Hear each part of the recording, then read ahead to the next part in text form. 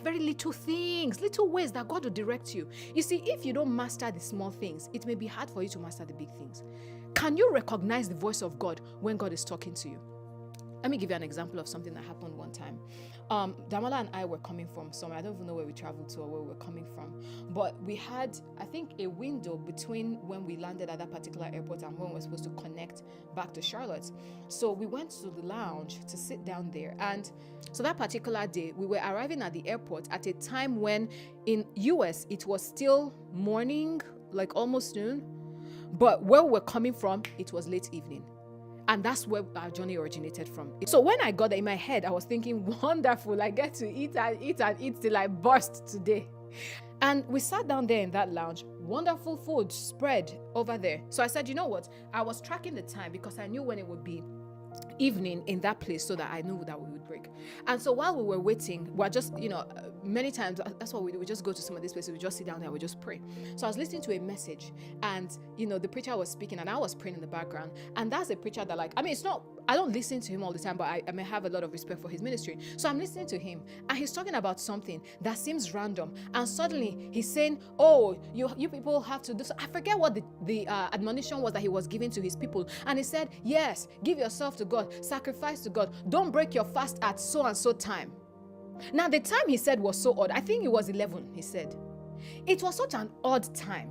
Because normally they will tell you don't break your fast at 12. Or maybe they'll tell you don't break your fast at 3.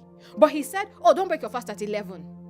And I was laughing when he was saying it because I was like, these people in this church, they have seen it today, Because he was trying to tell them like, listen, discipline yourself, grow in God, all of that. So he was saying don't break a fast at 11. And the interesting thing was that when he said that thing, I do not know why, but there was a strong witness in my spirit. I had already eyed all the food in the room. And I was like, if I don't eat this food, let me hear that I didn't eat this food, So that was my intention. Indeed, based on how I had planned it, I was going to break at 11 and eat. And I'm listening to this message out of nowhere. I don't know what made me tap on that message. And I just heard the man say, don't break your fast at 11. And I was laughing in my chest. And as I laughed, the witness just rose up and said, don't laugh, it's you that talking about.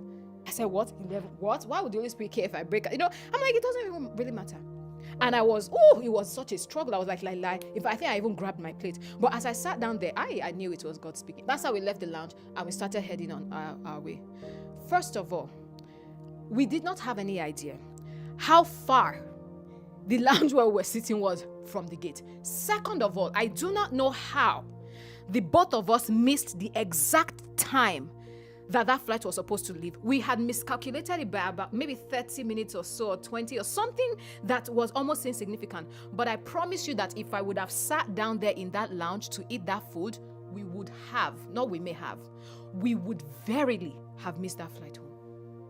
So we got to the gate and it's like they are doing the last burning. In fact, I think that as we were walking to the gate, they were announcing our name on the page. And then we looked and we're like, oh wow, we misread the time.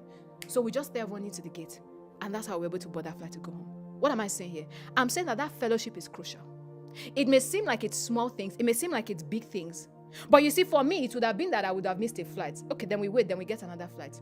For somebody else, it's something bigger. For somebody else, it's something more major. For somebody else, it's something life-threatening. For somebody else, it is life-defining. That fellowship with God is crucial. That thing shocked me. Throughout the flight home, I kept telling them, I was like, can you believe what happened? Can you believe what happened? Because I couldn't believe it.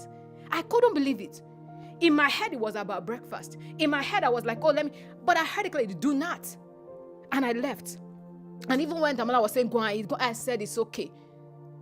It didn't have to be in a place of prayer or whatnot. But I knew the voice of God, even if it came from a pre-recorded YouTube video. That's what I'm trying to tell you. You may not know the exact channel through which God will communicate something. The idea is to master his voice and know when he's the one speaking to you.